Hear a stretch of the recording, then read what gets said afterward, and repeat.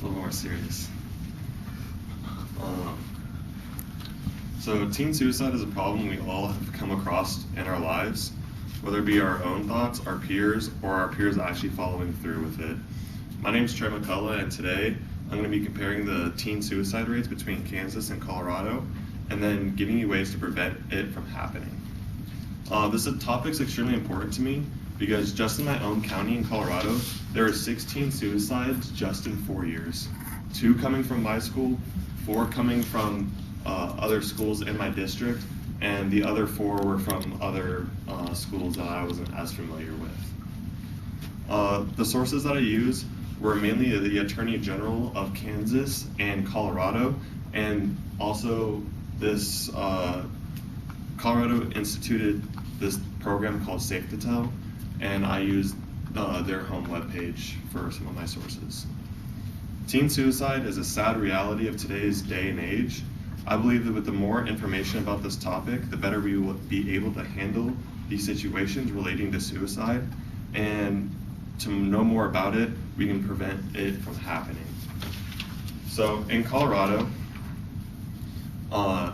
suicide is the #1 leading cause of death between ages 10 and 18, and it has jumped from 24 deaths in 2012 to 2014 to 48 in just 1 year. People from Colorado die more from suicide than homicide, motor vehicle crash, diabetes, breast cancer. The Attorney General Kaufman said that this is the 2nd leading cause of death from ages 10 to 34. So it is a really big problem and a really big epidemic in Colorado.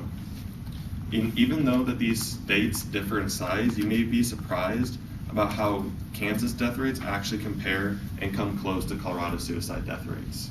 So, according to the Attorney General of Kansas, in 2017, there were 32 suicide deaths, 7 of which were ages 14 or younger, and the Kansas youth suicide rate continues to climb despite an overall child death rate going down.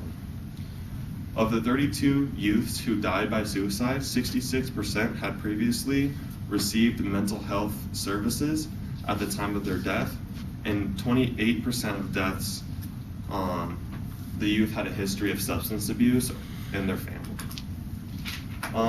So just comparing the stats, so we had 48 suicide deaths in Colorado and only 32 in Kansas, but that number is still climbing for both, which is really scary when you think about it. This is why we need programs like Safe to Tell around America and in colleges and in high schools. So what Safe to Tell is, Safe to Tell is an anonymous resource that you can use. You can call, text, email, or kind of any social media platform. You can submit tips. And so in 2019, the tips have almost doubled. I think that's just because the school year started and people are getting like stressed out about school and like just performing. So there's already been 1,503 calls received just through August 1st through August 31st in 2019. 1,503 students have called worrying about classmates wanting to kill themselves. That's a lot. It's like too much. 31% of them were phone tips, 25% were mobile apps, 29% were from web browsers, and 15% were from PCs. And then 97.5% of them were actually real tips, and only 2.5 were falsy tips. So either they had their information the wrong way, or something happened, and there wasn't very many duplicate tips either. So like if you know someone that is planning on doing something, multiple people can call in, and only 139 of that 1,503 were duplicate. And so 66,000 tips have been received just since 2004, and Safe to Tell got put in place in 2003. So those are just like really scary numbers. And it got to the point where they had to put the Safe to Tell number on the back of our student IDs. This is my student ID. I didn't put the front picture because I didn't look good in it, but every single ID had that. And it's a big issue in America. And so I've had to use Safe to Tell multiple times. One of my friends, he told me that he had a gun to his head and he was thinking about pulling the trigger.